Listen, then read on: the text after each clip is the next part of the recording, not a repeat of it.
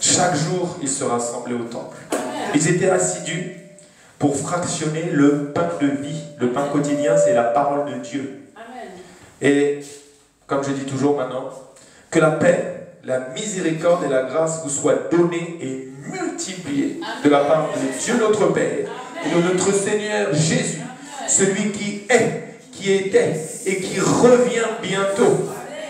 Parce que si tu es un enfant de Dieu, tu sais dans quelle génération nous sommes. Si tu es enfant de Dieu, tu ressens le monde spirituel.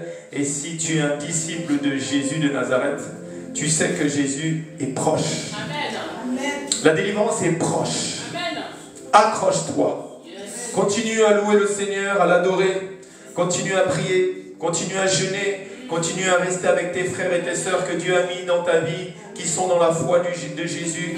Parce que c'est très important. Ton éternité a coûté Jésus à la croix. Ton âme, il n'y a rien de plus précieux, mon frère, ma soeur. Moi, pendant 41 ans, j'étais dans le monde.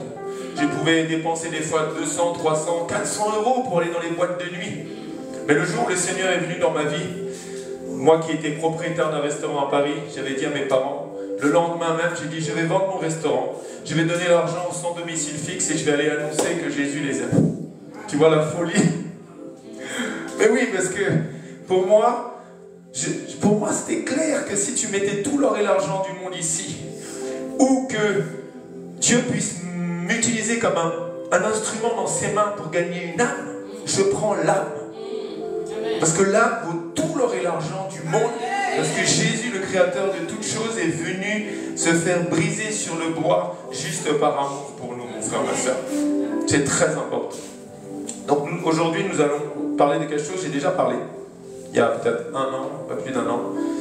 Et c'est très important dans ces temps de la fin. C'est ton identité en Jésus. Ton identité en Jésus-Christ. Tu ne dois pas perdre cette identité. Tu dois savoir qui tu es. Tu dois savoir que tu peux faire ce que la parole de Dieu te dit que tu peux faire.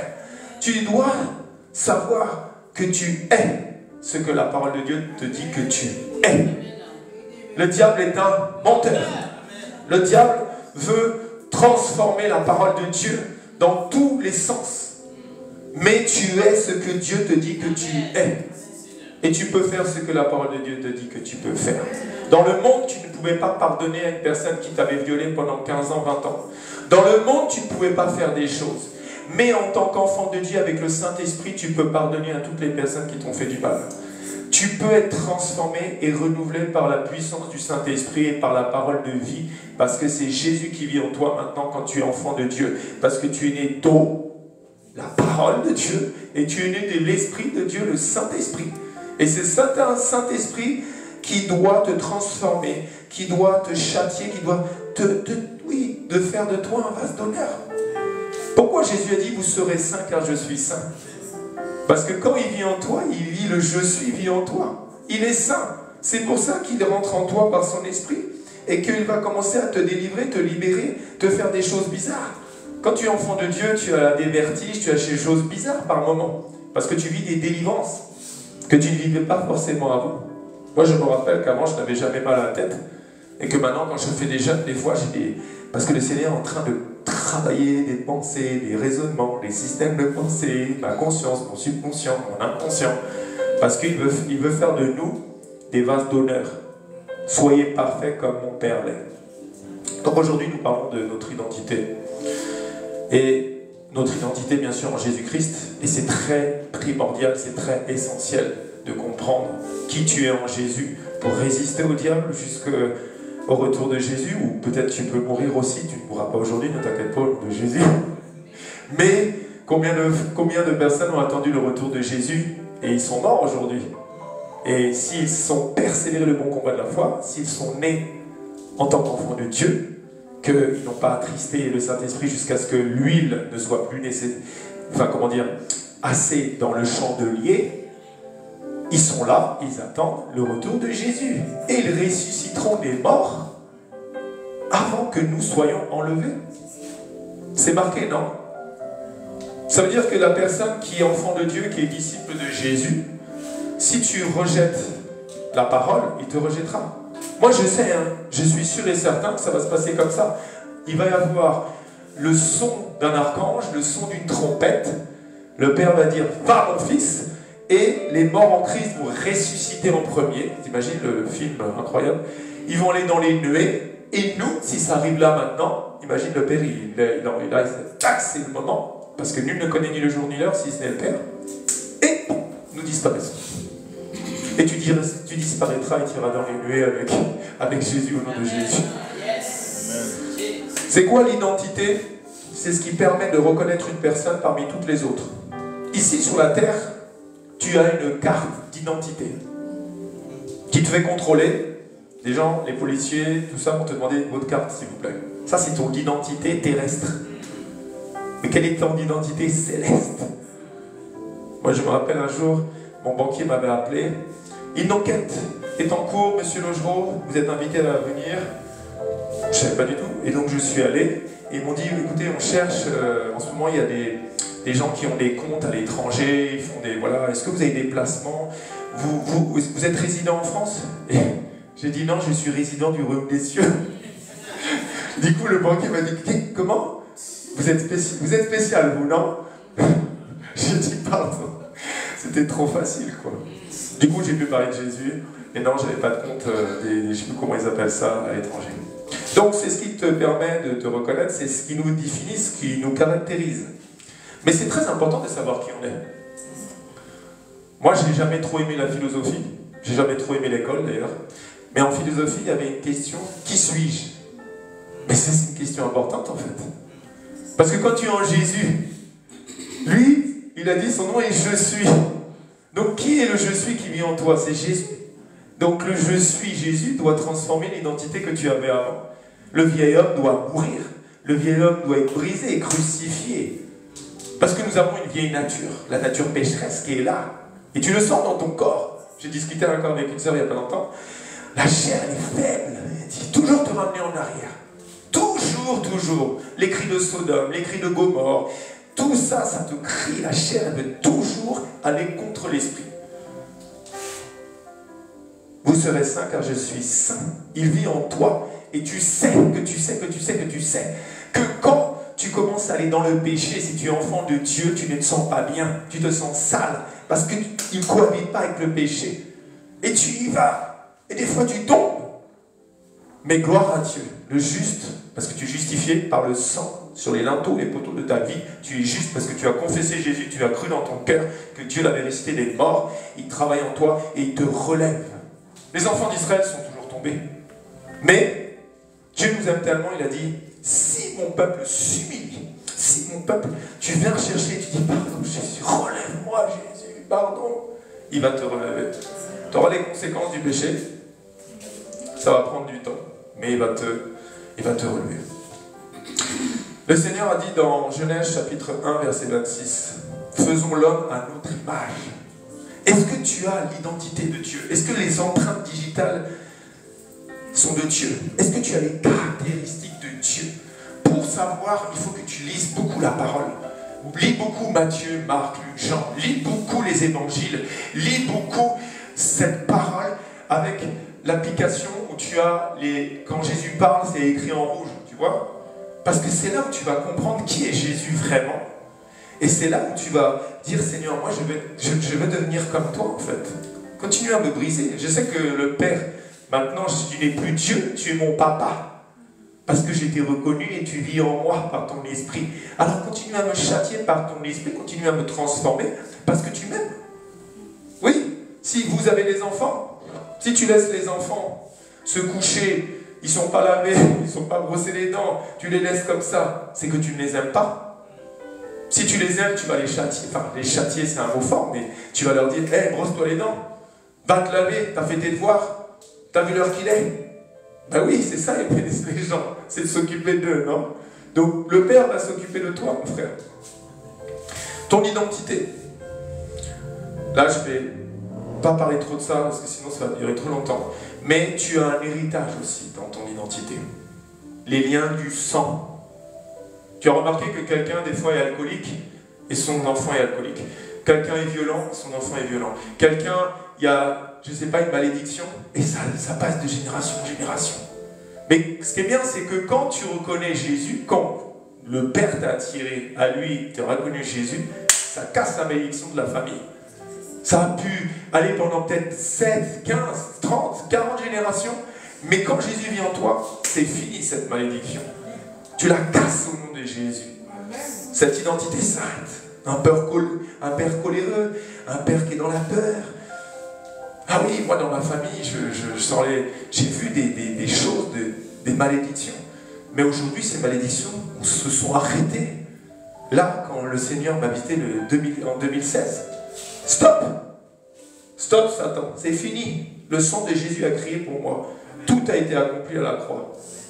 Donc, moi, c'est fini. Mes enfants, c'est fini. Les enfants de mes enfants, c'est terminé. Ah oui, et toi, c'est pareil.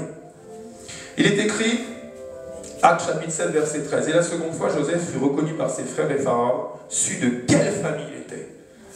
De quelle famille tu es aujourd'hui? Pourquoi Jésus a dit, quand quelqu'un est venu, il lui a dit, ta mère, tes frères, tes sœurs, ils te cherchent. Ils te cherchent. T'imagines quand même, c'est tellement étrange, quoi. Il dit, mais qui sont ma mère, qui sont mes frères, qui sont mes sœurs? Et il se tourne vers ses disciples qui font la volonté du Père. Il dit, voici qui sont ma mère, mes frères et mes sœurs. Ce sont ceux qui font la volonté de mon Père. Donc si les gens te rejettent dans ta famille, si tes amis te rejettent, c'est parce qu'ils ne font pas la volonté du Père. Et spirituellement, célestement, tu ne te comprends plus, tu n'as plus du tout la même identité qu'eux. C'est clair.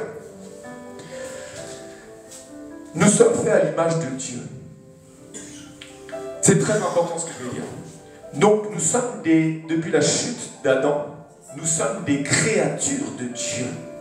Et c'est un don gratuit de devenir enfant de Dieu. Pour aller au ciel, tu dois avoir l'identité d'enfant de Dieu. Le Père, comment il va jeter ses enfants en enfer? Non. Mais toute personne qui meurt d'ici sans être devenue enfant de Dieu, sans donc être né de nouveau, être une créature, tu es rejeté.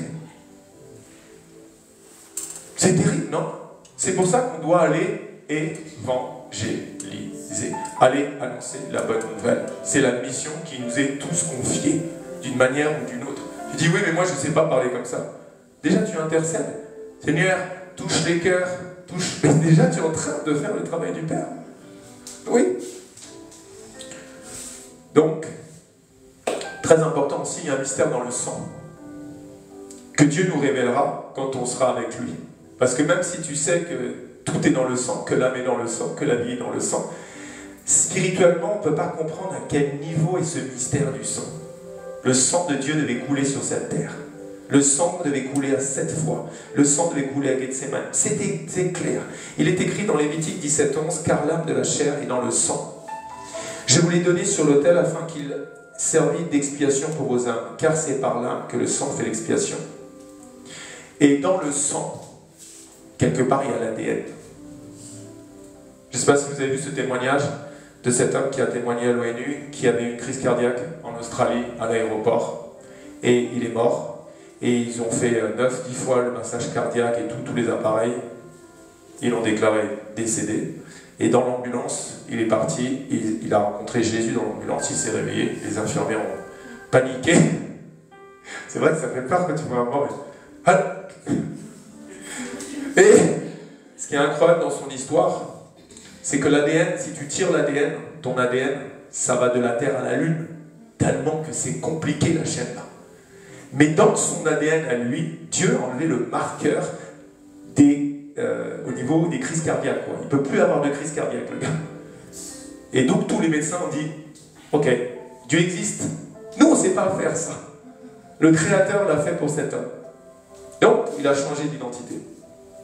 Il faut que tu saches qui tu es.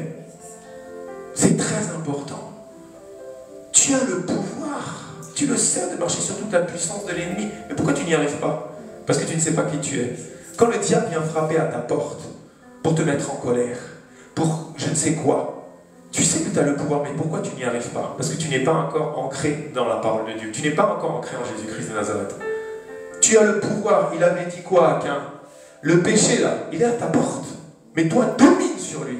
Tu dois dominer sur la colère, tu dois dominer sur la haine, tu dois dominer sur l'impudicité, tu dois dominer sur l'ivrognerie, tu dois dominer sur ces choses. Si tu n'y arrives pas, t'inquiète, tu m'appelles, nous on va prier, on va dominer ensemble au nom de Jésus. Parce que ces esprits n'ont pas le droit de t'embêter. Ils ont le droit de venir essayer de t'embêter, mais nous on les brise au nom de Jésus. Il y a une grosse crise identitaire aujourd'hui. Il y a des homosexuels, il y a des transsexuels, ils ne savent plus qui ils sont. Dieu les a fait hommes, et la parole de dit, l'homme quittera son père, sa mère, s'unira à sa femme, et ils s'unissent à un homme. Il y a des gens qui sont hommes de midi à 15h, et puis de 15h à 19h, ils sont femmes.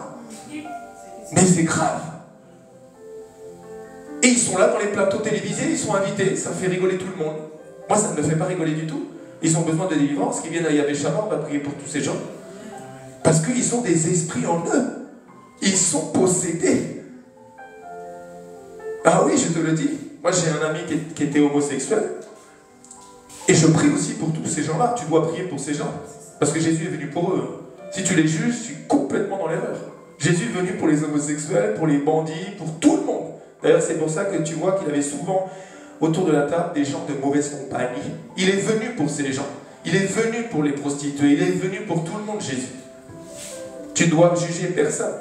Parce que peut-être la prostituée que tu croises de temps en temps en bois de Boulogne, je te dis pas de Boulogne, que tu croises pas, bref, peut-être que dans 3 mois, elle sera un grand témoignage pour toute la France. Qu'elle sera une pasteur et que beaucoup de ses amis prostituées qui donneront leur vie à Jésus. Tu ne sais pas, Jésus est bizarre. Jésus fait ce qu'il veut. Il y a un gros souci dans la conscience. Les gens sont complètement perdus en ce moment. Les gens deviennent alcooliques, les gens deviennent dépressifs, les gens ne savent plus qui ils sont. Et c'est pour ça que tant que tu n'as pas Jésus, il y a un trou ici dans ton cœur en forme de Jésus. Toi, tu te crois heureux comme ça, parce que tu as de l'argent, parce que tu vas en vacances, parce que si. Mais dès qu'il y a quelque chose qui s'écroule, tu perds. Alors que quand tout s'écroule, si tu es en Jésus, tu vas tenir la barque, tu vas tenir bon. Même si tu vas de temps en temps, tu sais que Jésus, il est là. Tu sais que Jésus, il est là. Si tu n'as pas Jésus, tu ne tiens pas. C'est impossible. Jésus te relève. Parce que tu dois connaître ton identité. Donc tout ça, d'ailleurs, si vous regardez les homosexuels, les transsexuels, les bisexuels et tout ça, il y a l'homosexe dedans. Il y a une identité complètement perdue au niveau de leur sexe, ils ne savent plus qui ils sont. Je suis homme, je suis femme, je suis quoi. Et le diable les met dans une sorte d'équilibre où ils pensent qu'ils sont bien, mais ils sont malheureux au fond d'eux. Parce qu'ils ne sont pas en corrélation avec la parole de Dieu. Leur corps, l'âme, l'esprit, il y a quelque chose qui ne va pas. Ils ont trouvé un équilibre parce qu'ils étaient très malheureux. Ils ont vaincu l'abandon, le rejet des choses. Et le diable s'est infiltré là, une blessure de l'âme, il lui a mis une mauvaise identité. Un esprit mauvais. Cet ami-là, dont je parlais, qui était homosexuel, des gens ont prié pour lui, ils ont chassé un esprit. Aujourd'hui, il est évangéliste. Il a 3 ou 4 enfants, il a une belle famille avec sa femme. Merci Jésus. Le diable, il fait son travail, mais nous aussi, on doit faire notre travail. C'est très important que quand tu te regardes dans le miroir, que tu puisses dire « Je suis une créature merveilleuse. Je suis la prunelle des yeux de Dieu. Je suis enfant de Dieu. » C'est très important. Tu vois l'identité de Jonas. Là, je suis dans le Jonas chapitre 1, versets 8 à 10. Alors ils lui dirent « Dis-nous qui nous attire ce malheur. Quelles sont tes affaires et d'où viens-tu? Quel est ton pays? De quel peuple es-tu » Regarde, il leur répondit « Je suis hébreu, je crains l'Éternel, le Dieu des cieux, qui a fait la mer et la terre. » Donc, il avait une identité aussi. Il était prophète de Dieu. Toi, tu es qui? Est-ce que Dieu t'a déjà dit qui tu étais? Parce que tu es enfant de Dieu, mais tu dois aussi connaître ton appel. Tu dois savoir si tu es pasteur, doctoresse de la loi, qu'est-ce que tu es? Tu es forcément... Il te connaissait avant la fondation du monde. Donc ce que tu es, lui, il le sait. Mais tu dois demander à Dieu. Seigneur, je t'invoque. Je suis qui, moi, pour toi? Mais regarde, je t'ai mis une belle voix. C'est pour m'adorer et pour amener le peuple de Dieu vers moi. Je suis qui? Toi, tu es évangéliste, Julien. Je te l'ai déjà dit. Ok? Tu vois, mais tu dois savoir qui tu es. C'est très important. Et Dieu changera ton identité. Peut-être tu étais timide, et fera de toi la femme, l'homme le plus courageux, la plus courageuse. Parce que Dieu va toujours, pour se glorifier, choisir la plus grande de tes faiblesses pour en faire ta plus grande force, pour sa gloire et son nom à lui. Toujours il fait ça, Jésus. Moi j'étais l'homme le plus timide que vous n'imaginez même pas. Je ne pouvais même pas aller à l'école. Je ne pouvais même pas parler devant une personne, je me cachais. Je me suis caché toute ma vie, je n'arrivais même pas à aller manger à la table avec mes parents, je m'enfermais les rideaux en pleine journée et je mangeais par terre souvent. Mais pourquoi Dieu? Pour que la parole s'accomplisse. Il choisit les choses folles du monde pour confondre les sages et les intelligents. Parce qu'il est toujours derrière sa parole pour l'accomplir. Ah oui. Moi j'aime bien parler de Nick Vujicic, sans bras, sans jambes. Est-ce que tu choisis lui pour évangéliser le monde entier? En tant qu'être humain? Comment il va prendre l'avion? Comment il va faire? Comment il va parler au peuple de Dieu? Mais n'empêche, c'est un des plus grands évangélistes au monde. Parce que Dieu est Dieu. Donc il faut que le Seigneur crucifie le vieil homme qu'on était. Et moi j'aime tellement l'histoire de Saoul de Tarse. Parce que nous sommes tous des Saoul de Tarse quand Jésus est venu dans nos vies. Nous persécutions Dieu d'une certaine manière. Nous rejetions la parole. Nous étions sûrs qu'on était bien dans notre religion, dans notre, je ne sais pas, dans notre croyance. Mais quelque part, on rejetait la parole. Et quand Saoul de Tarse, avec sa haine, sa colère pour les chrétiens, qui étaient zélés, j'aime tellement lire les épîtres de Paul, j'étais zélé pour les traditions de mes parents, je suis hébreu, né d'hébreu, je suis le sel. Mais j'étais totalement dans l'erreur. Et ce que je croyais comme un gain, je le vois comme de la boue pour gagner la croix de Golgotha. Parce que quand Jésus vient dans ta vie, tu dis waouh, le diable m'avait quand même amené vachement loin. Moi je pensais que j'étais bien. Combien de gens ils se sentent heureux en fait, mais ils sont tellement loin de la vérité, du monde spirituel, des réalités, de tout ça, des vérités du monde spirituel. Et Paul, d'ailleurs c'est le verset sur lequel j'ai ouvert la parole de Dieu, nous dit « J'ai été crucifié avec Christ ». Comme disait notre frère Ludovic l'autre fois à l'école des disciples, jeudi, Christ a été crucifié, Christ a souffert.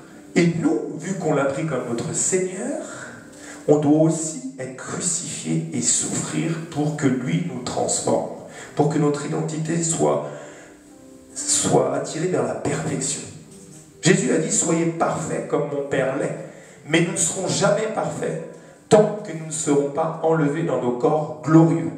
C'est là que Jésus va faire cette transformation quand on va être dans les nuées. Je ne sais pas comment ça va se passer. Et on va monter au ciel. Et là, on sera parfait, comme notre Père céleste. Mais tant que tu es sur cette terre, tu restes avec des défauts. Si tu arrives à contrôler tes 70 ou 100 000 pensées par jour, et tu n'as pas une seule mauvaise pensée, je ne te crois pas. Tu mens. Tu as forcément une pensée mauvaise. Tu as forcément un petit truc dans ton cœur qui t'a fait que... C'est vrai ou pas?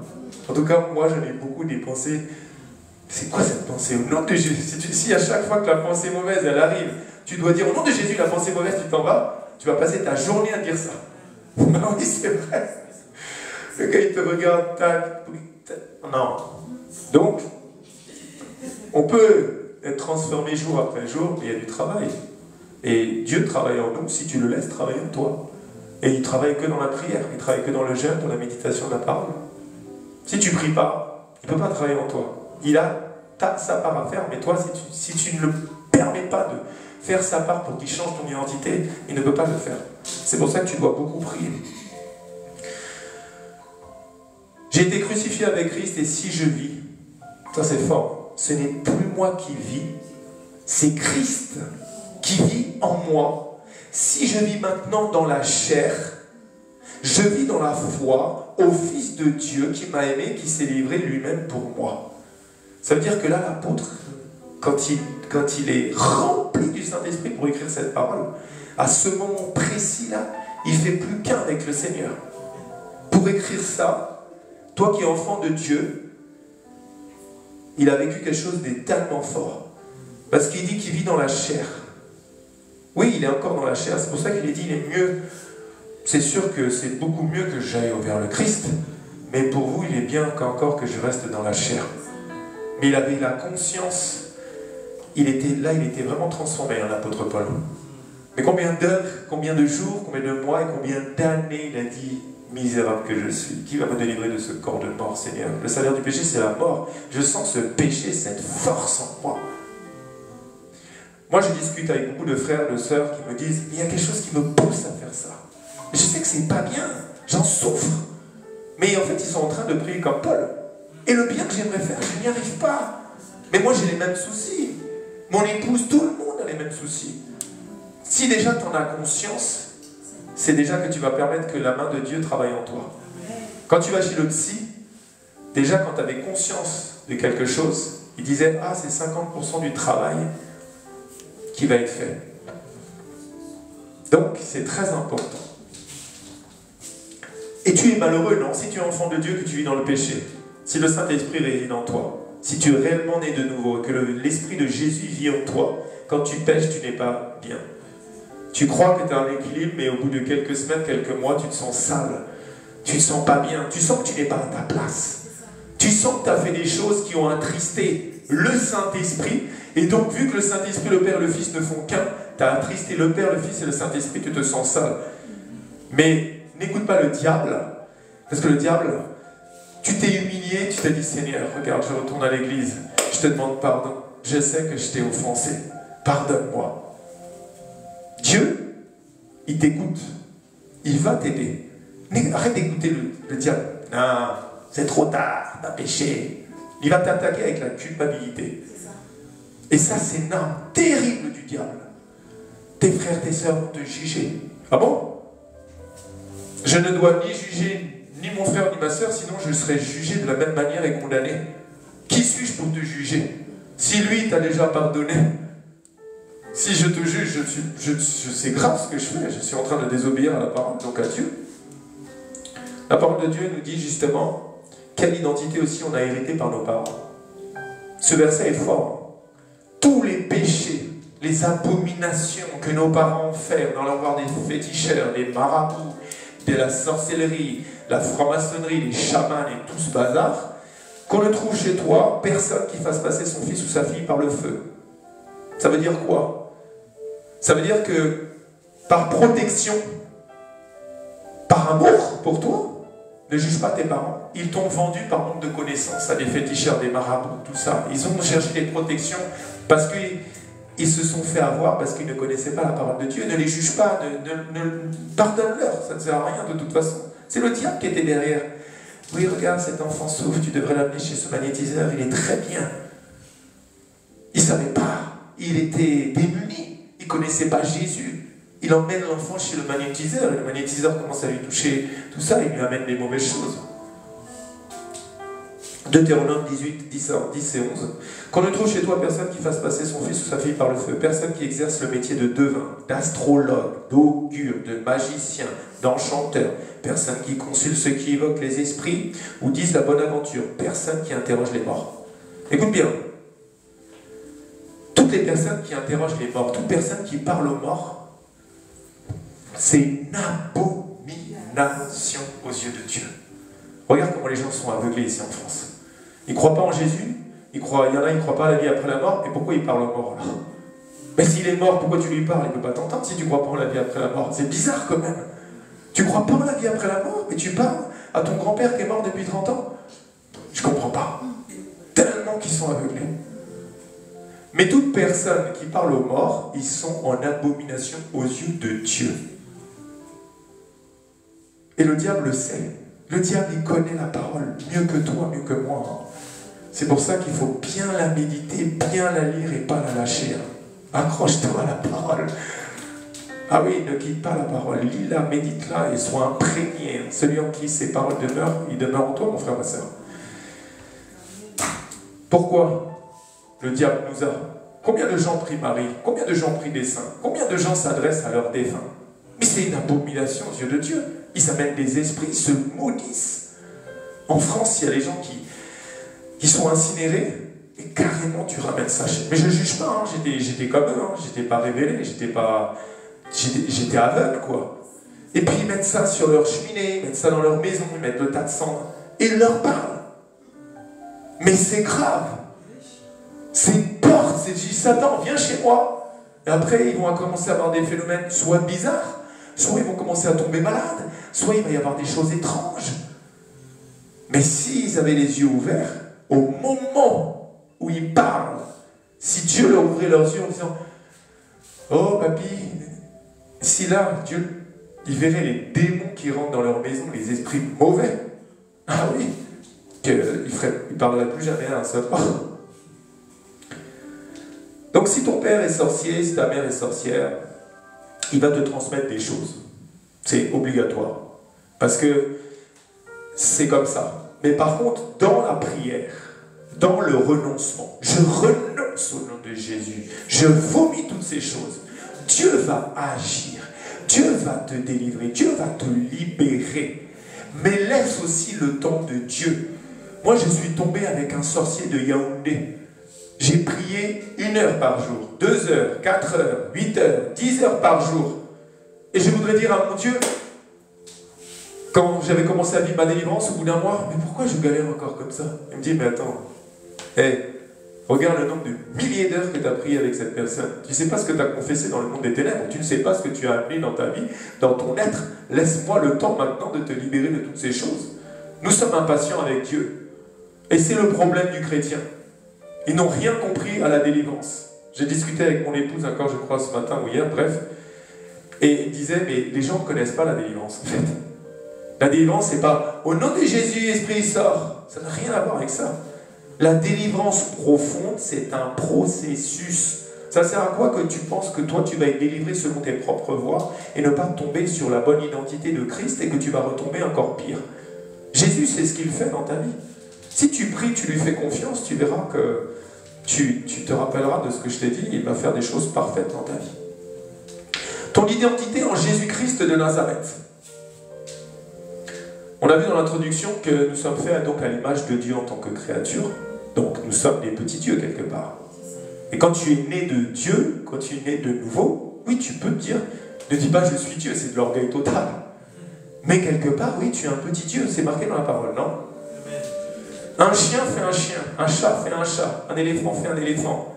Est-ce que tu as déjà vu un aigle copuler avec un autre aigle et qu'il y ait une poule qui sort? Jamais. Non, c'est pas possible, non? Donc forcément, si Dieu nous a créés, ben, nous sommes des petits dieux. C'est notre chute, c'est notre désobéissance qui ont fait que le mal a pénétré dans notre être. Regarde, c'est même écrit, hein. Psaume chapitre, j'invente pas, hein. Psaume chapitre 82, verset 6. J'avais dit, vous êtes des dieux, avec un petit d. Vous êtes tous des fils du Très-Haut. Ça veut dire que si le Seigneur a dit, vous ferez les mêmes choses que moi, même de plus grandes, pourquoi on ne les fait pas? Premièrement, on n'a pas notre identité en Christ. Deuxièmement, on est encore dans le péché. Si vraiment tu cherches à ressembler à Christ, tu feras les mêmes choses que lui au nom de Jésus. Tu pourras dire à cette tempête, silence. Tu pourras dire à des Lazare, sors.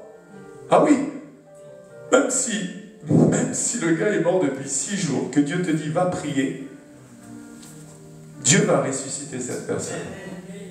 Puisque Jésus vit en nous. Il n'a aucune limite. Tu vas me dire, oui, mais 6 jours, c'est plus que 4. Attends, dans la Bible, ben non, lui, il est ressuscité le 3e, là, 4 jours, Lazare, il n'y a pas 6 jours. Ouais, sauf que lui, il va ressusciter des gens qui sont là, morts depuis 2000 ans. Donc, qu'est-ce qui lui est impossible, en fait, à Jésus? Rien. Quand tu as reçu Jésus-Christ de Nazareth, donc, lui t'a attiré à lui. C'est impossible d'aller à Dieu s'il ne t'attire. Ce n'est pas une religion, c'est lui qui l'a décidé. Naître de nouveau ne vient ni de Dieu ni des hommes, ça vient de Dieu lui-même. Tu as confessé Jésus-Christ de Nazareth. Tu as ouvert spirituellement une porte, la porte de tout ton être, et l'Esprit de Dieu est venu naître en toi. C'est ça la nouvelle naissance. Et tu sais que la parole de Dieu est la vérité. Tu ne l'aimes plus comme tu l'aimais dans la religion.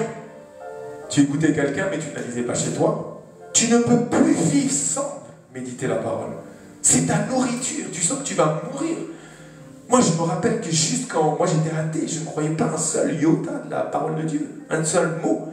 Mais quand Jésus m'a touché le 27 novembre 2016, je savais que la parole de Dieu, la Bible, c'était la vérité de Genèse à Apocalypse. Dans tout. Et j'avais dit à mes parents ont quand même pas mal souffert juste après ma conversion. Et je leur ai dit, vous pouvez me couper les jambes, tu peux me faire c'était bizarre, hein, tu peux me faire les trous dans les dents, tu peux m'arracher les cheveux, mais laisse-moi la Bible. Même si je suis dans une cave, tout séquestré, moi j'ai besoin de la parole de Dieu. Et justement hier, je ne sais pas pourquoi je pense à ça, le Seigneur nous a permis, avec un frère et une sœur d'ailleurs ici présents dans cette salle aussi, de nous déplacer dans un hôpital.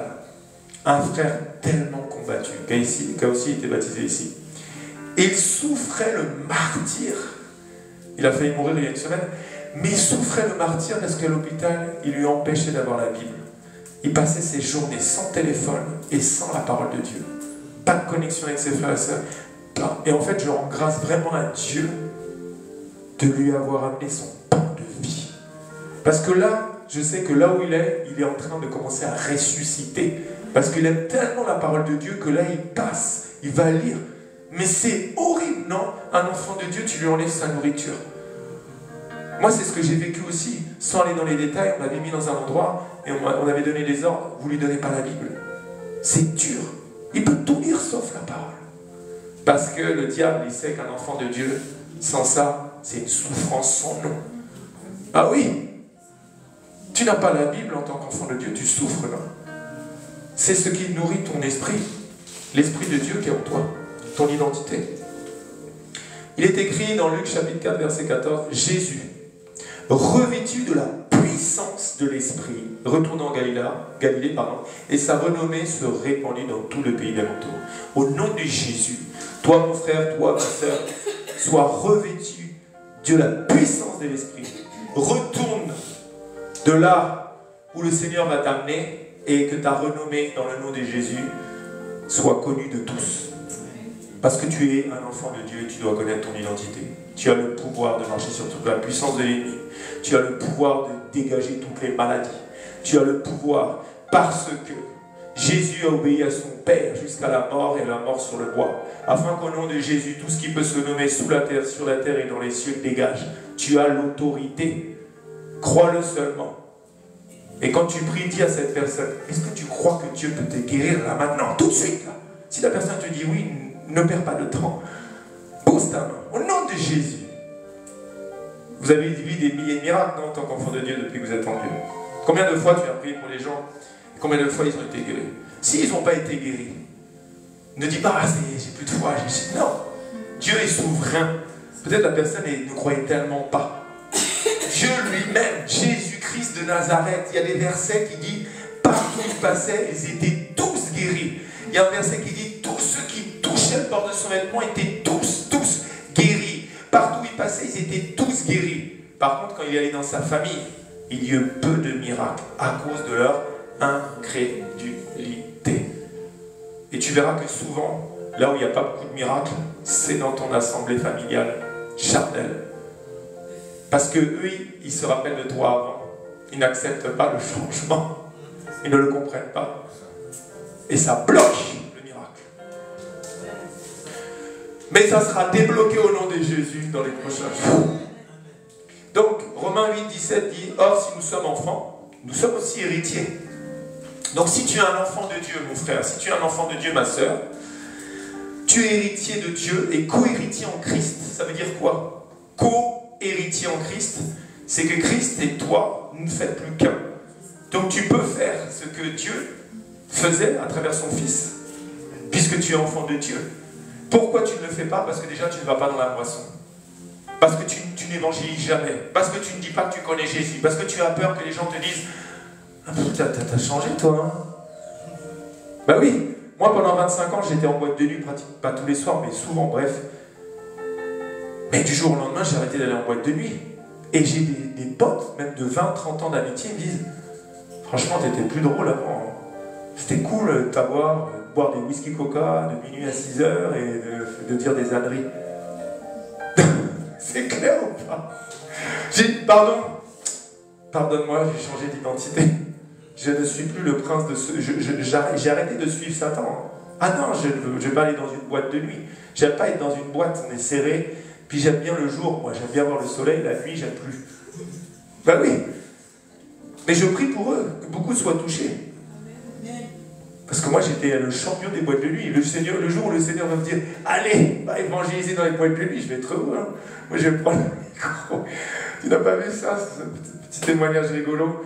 Il y a un père dans la foi, enfant de Dieu, et son fils va en boîte de nuit, et le Seigneur lui dit, va chercher ton fils. Il va dans la boîte de nuit. Saisi du Saint-Esprit, il va carrément, il va dans la cabine de DJ, il prend le micro, il commence à évangéliser toute la boîte de nuit, et il y a plein de gens qui donnent leur vie au Seigneur. Ça veut dire que Dieu fait ce qu'il veut, et quand il veut. La parole de Dieu te dit dans Jean 14, 12, en vérité, je vous l'ai dit, celui qui croit en moi fera aussi les œuvres que je fais. Et il en fera de plus grandes, parce que je m'en vais au Père. Ça veut dire que si tu crois, tu peux faire des choses que tu n'imagines même pas. Nous sommes tous pareils. Tu n'es pas inférieur à moi. Je ne suis pas supérieur à toi. Le Saint-Esprit, il est égal. Le même Saint-Esprit qui est venu vivre en toi la nouvelle naissance, c'est le même Saint-Esprit en moi. Il y a juste des dons, des connaissances quelque part qui nous différencient, des années dans la foi, peut-être, bien sûr, mais nous sommes pareils. Mon épouse, une fois, a prié devant des témoins comme ça, elle a dit au soleil de s'arrêter pendant 1 heure, parce qu'elle avait vu que quelqu'un, c'est lui qui l'a fait, hein. Mais est-ce qu'elle est plus forte que toi? Non. Puisque ce n'est pas elle qui l'a fait, c'est sa prière qui a actionné le Saint-Esprit, qui a actionné la main de Dieu, le Créateur sur sa création. C'est tout. Donc tu as la capacité. Le tout, c'est d'être transformé, d'avoir un bon cœur. Tu dois être transformé et tu dois être prêt à souffrir pendant cette période. Combien de fois vous avez vu des prédications sur le chrétien, la période la plus compliquée, mais la plus primordiale de la vie du chrétien, c'est la période de brisement. Tu dois être brisé. Jésus a été brisé par ses meurtrissures. Et tu dois être brisé aussi, pour que tu puisses dire tout est accompli. Ce n'est plus moi qui vis, c'est Christ qui vit en moi. Quand quelqu'un va se fiche de toi, ça ne te fait rien. Quand quelqu'un, tu n'es plus, ton cœur est sincère devant le Seigneur. Mais ça prend du temps. Tu crois que l'apôtre Paul, il a été transformé juste 3 jours, 4 jours? Non, des années et des années. 14 ans plus tard, 3 ans plus tard, je retournais à Jérusalem. Tu crois que l'apôtre Paul, il n'a pas... Je l'imagine, lui, mais comment il a dû souffrir. Hein. Attends, tu vas voir. Tu m'as persécuté, la colère, la haine. Allez, je vais te faire sortir, l'orgueil. Parce que Saül de Tarse, ça devait être un monsieur vraiment compliqué. Hein. Ça devait être vraiment quelqu'un de méchant. Il était là, il voyait Étienne et tout, lapidé. Lis bien le verset, hein, les affaires et tout, il était là. Et Saül de Tarse, il regardait comme ça. Continuez. C'est horrible quand même. Tu vois la mort d'un homme et t'es content, quoi. Tout ça, il a fallu que le Dieu tout-puissant, le Créateur, lui enlève tout ça. Là. Toutes les racines, toutes les plantes de la haine, de la colère. Et tu crois que ça a été... Tu sais que si Dieu te transforme comme tu aimerais te transformer, tu vas mourir. Ben oui, c'est vrai ou pas? Imagine tout l'orgueil, la colère, la haine que tu as peut-être emmagasiné pendant 30 ans. Et lui, tu l'enlèves comme ça en 1 seconde. Tu vas mourir directement. C'est pour ça que dans la délivrance, d'ailleurs, on ne plaisante pas. Il faut laisser le Saint-Esprit te diriger, te guider. Hein. Ça arrive que des gens meurent. Vous avez déjà vu ça? Pendant une délivrance, que la personne meurt. Parce qu'ils n'étaient pas guidés par le Saint-Esprit. C'est très important. Si vous avez reçu l'Esprit de Dieu, marchez selon l'Esprit. On ne fait pas n'importe quoi. C'est pour ça que nous, quand on est dans la délivrance, on vous dit, il y a un protocole. Il y a quelqu'un qui guide par le Saint-Esprit. Si tout le monde commence à arriver vers la personne, au nom de Jésus, le sang, l'Esprit, nanani, et sirène des eaux, Marie de nuit. Mais la personne peut perdre la vie. Il faut être guidé, parce que c'est qui délivre? C'est Jésus, non? Par son Esprit, il faut être révélé. Si ça prend du temps, mieux vaut que ça prenne du temps, que tu restes en vie et que le travail soit bien fait. Que si tu aimerais que ça se passe comme toi, tu aimerais que ça se passe et que tu perdes la vie ou que ça ne fonctionne pas. Donc, mon frère, ma soeur, ton identité en Christ. Si tu sais qu'à chaque fois qu'il commence un verset par en vérité, c'est très important. Parce qu'il a dit, je suis la vérité. Et quand il dit en vérité, il veut insister sur quelque chose, le Seigneur. Parce que Dieu est trois. Ok, le Père, le Fils, le Saint-Esprit. En vérité, si tu n'es pas né de nouveau, tu n'entreras pas au royaume des cieux. En vérité, si tu n'es pas né d'eau et d'esprit. Je vous le dis en vérité. Mais quand il dit en vérité, il faut bien que tu comprennes. En vérité, je te le dis, ce soir, tu seras avec moi dans le paradis. Parce que c'est très important aussi ce moment. Les premiers sont les derniers sont les premiers. Que lui, il n'a même pas été baptisé d'eau. Et que c'est le premier qui est rentré dans les cieux. Et là, il te dit en vérité, je vous le dis, celui qui croit en moi fera aussi les œuvres que je fais. Alors, est-ce que tu es prêt, après ce culte, à aller dans les rues et faire ce que Jésus faisait dans les rues? Est-ce que tu es prêt à aller évangéliser? Est-ce que tu es prêt à imposer les mains? Beaucoup de gens cherchent leur délivrance avant de travailler pour le Seigneur. Mais le Seigneur peut te délivrer pendant que tu fais son œuvre. Parce que tu es enfant de Dieu. Et Dieu ne fait pas comme tu aimerais que tu fasses, qu'il fasse pour toi, pardon. Parce que ses voies ne sont pas tes voies. Tes pensées ne sont pas... Combien de fois des gens sont dans le travail? 10 ans que je cherche la délivrance et depuis que j'œuvre pour mon Père, ça y est, je suis guéri. Ah oui, tu me serviras, je te bénirai. Tu me serviras, j'enlèverai la maladie du milieu de toi. Mais quelle maladie? Tu crois que c'est une maladie physique? Non, maladie physique et spirituelle. Tu peux avoir un cancer, un blocage dans ton couple, des choses. Et quand tu commences à faire l'œuvre de Dieu, Dieu actionne, Dieu il est là, Dieu, ça y est, il a compris. Ça y est, elle a saisi.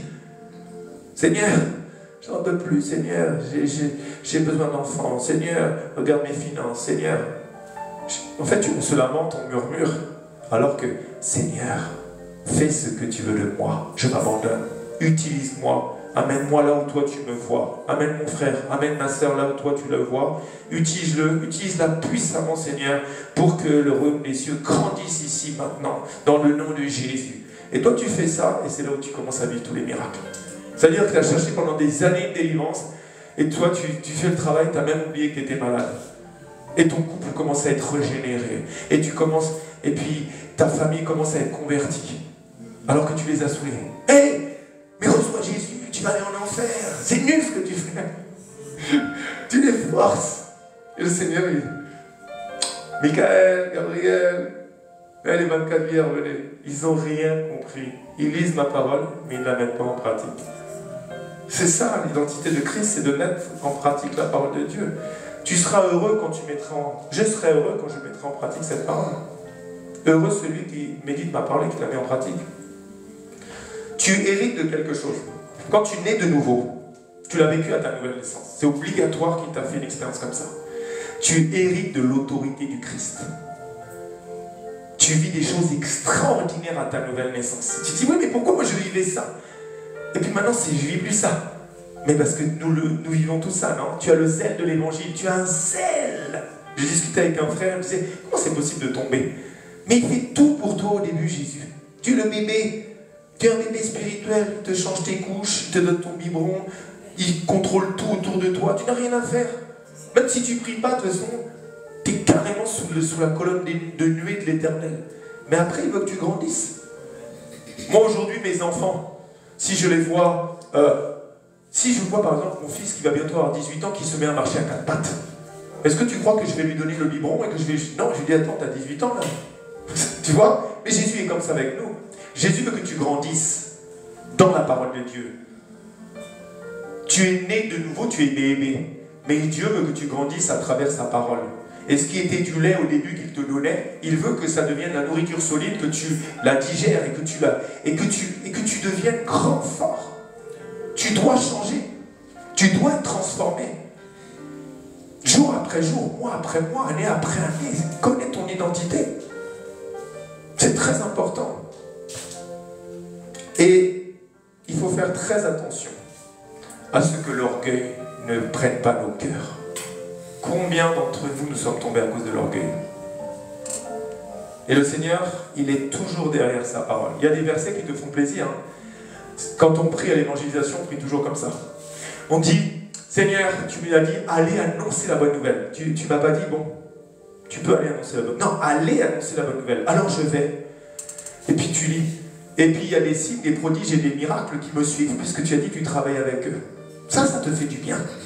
Mais par contre, dès que tu vas lire, avant la ruine, le cœur de l'homme s'élève, mais l'humilité précède la gloire. Ça veut dire que si tu es tombé, ce n'est pas Dieu, ce n'est pas la faute de Dieu. Dieu a toujours raison, Dieu est toujours dans la vérité.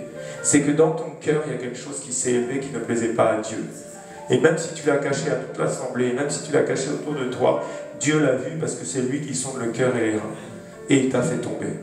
Parce qu'il est derrière sa parole pour l'accomplir toujours. Aussi bien dans les bonnes choses que dans les mauvaises choses. Et c'est pour ça que beaucoup de chrétiens auront des surprises. Parce que quand il va y avoir l'enlèvement, ou quand il y aura, en tout cas quand ils vont se retrouver devant le tribunal, je ne sais plus, c'est Ludovic, bref, beaucoup d'entre eux seront là. Et ils seront démunis. Ils diront, mais n'ai-je pas chassé des démons en ton nom? N'ai-je pas prophétisé en ton nom? Il va dire, retire-toi de moi, je ne te connais pas. Exactement. Parce que il voit nos cœurs. Il voit si tu as persévéré le bon combat de la foi. Il voit si tu as été sincère. Il voit. Et c'est important d'aller à l'église. Mais c'est important aussi que tu sois droit avec ton Seigneur tout le temps. Dans la prière, dans l'intercession. Que tu aies une intimité. C'est ce mot en fait. En fait, le mot qui est important aussi, identité, c'est marrant parce que identité, intimité, c'est marrant, je savais. C'est très important ton intimité avec Dieu. C'est ton intimité avec ton épouse. C'est ton intimité avec ton époux qui fait que tu te sens bien avec lui. Tu dois être intime avec Dieu dans ces derniers temps de la fin. Et le diable, il fait tout pour que ton cœur, il y a de l'orgueil, il y a de la colère, il y a de la haine, il y a de la peur, toutes ces choses-là. C'est pour ça que le Seigneur a dit que ton cœur ne se trouble point. Garde ton cœur plus que toute autre chose. Garde ton cœur plus que tout. Garde ton cœur plus que ton compte en banque, plus que ta santé, plus que tout. Parce que c'est l'attitude de ton cœur qui va faire que tu restes un élu de Dieu pour aller aux noces de l'agneau. Dieu est celui qui sonde le cœur et les reins. Ça ne sert à rien de venir adorer le Seigneur si dans ton cœur tu n'es pas droit.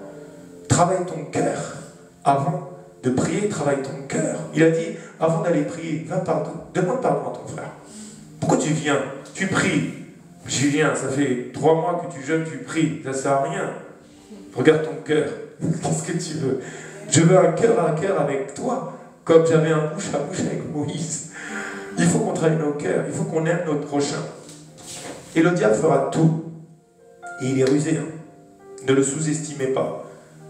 Il est vaincu à la croix. Dieu a dit, je l'ai vu tomber du ciel comme un éclair. Mais ne le sous-estime pas au niveau de sa ruse, des pensées. Je discutais avec une sœur. Le diable est venu pour diviser même dans tes pensées les vrais frères et les vraies sœurs en Christ que Dieu a mis dans ta vie. Parce qu'il sait qu'avec eux, tu vas avancer.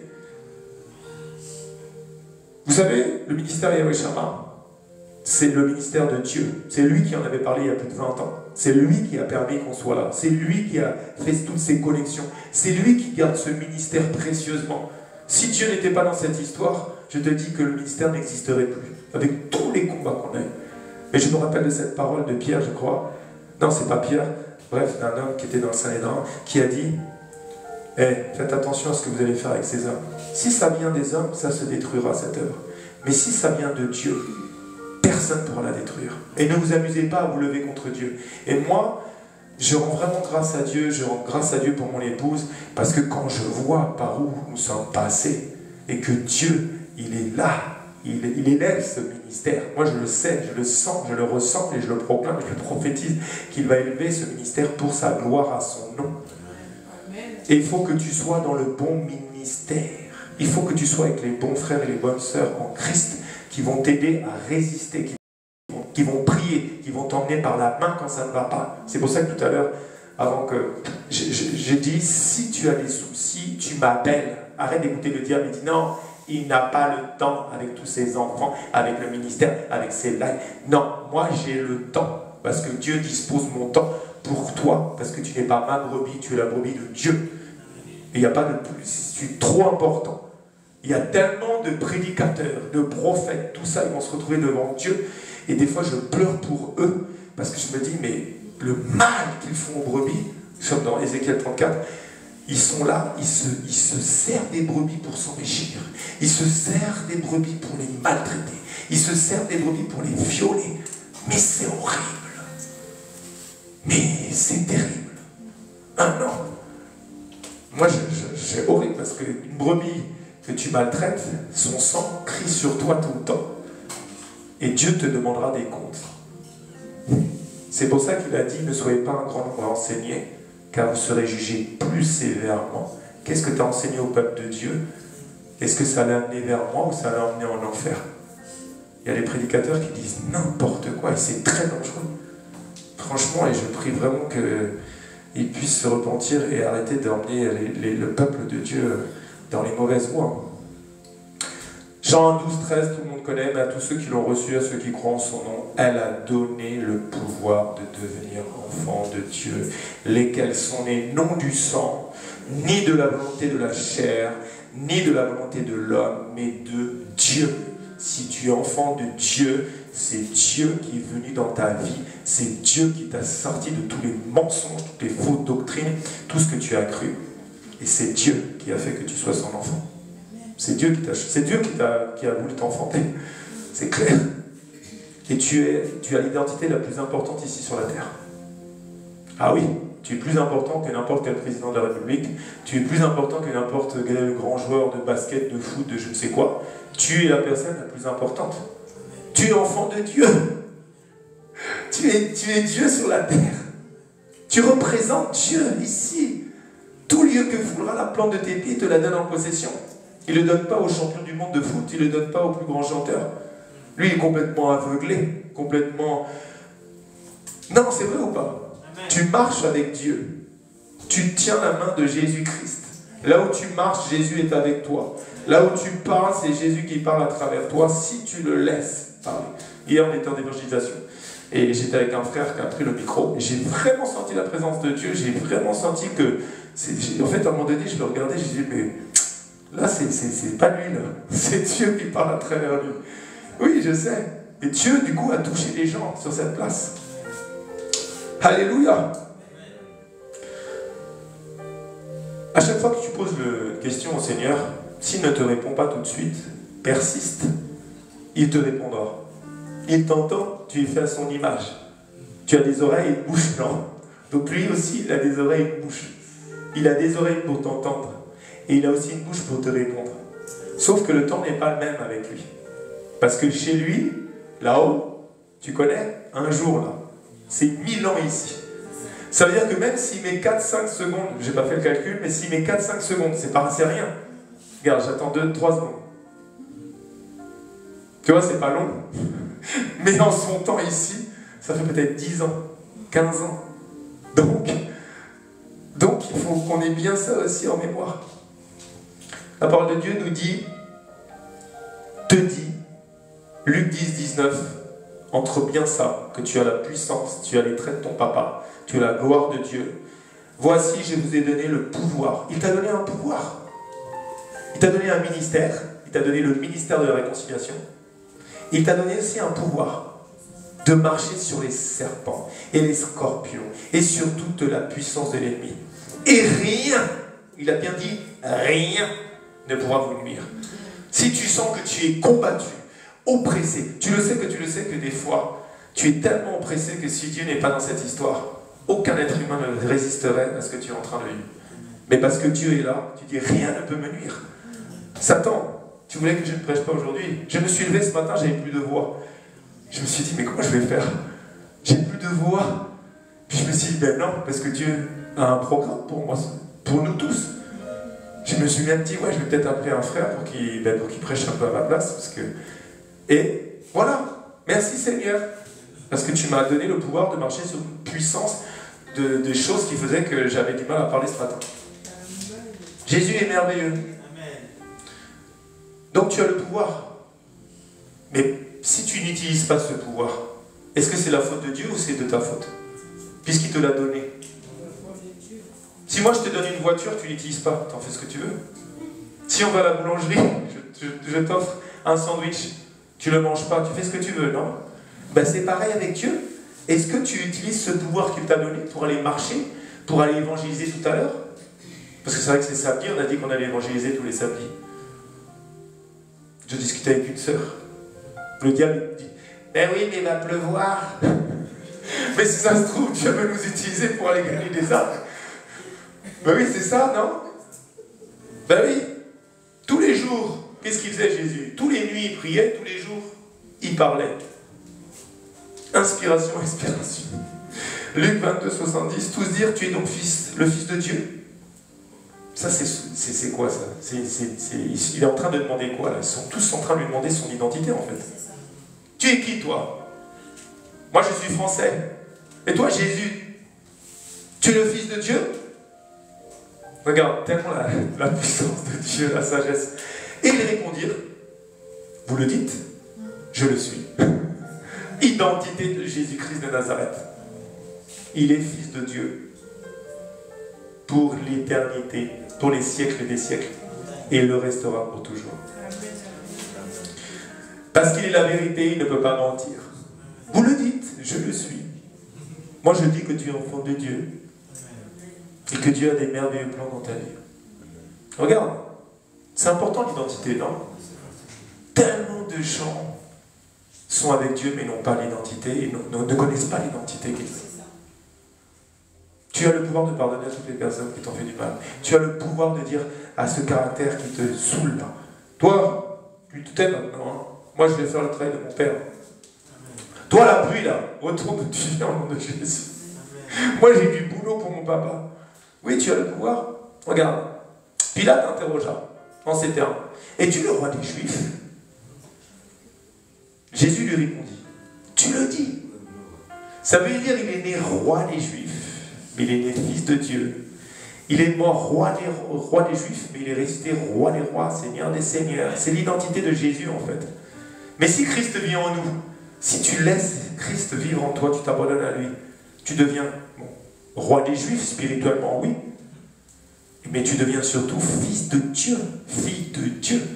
C'est pour ça que quand quelqu'un t'embête, un esprit, attends, au nom de Jésus, grand frère, regarde.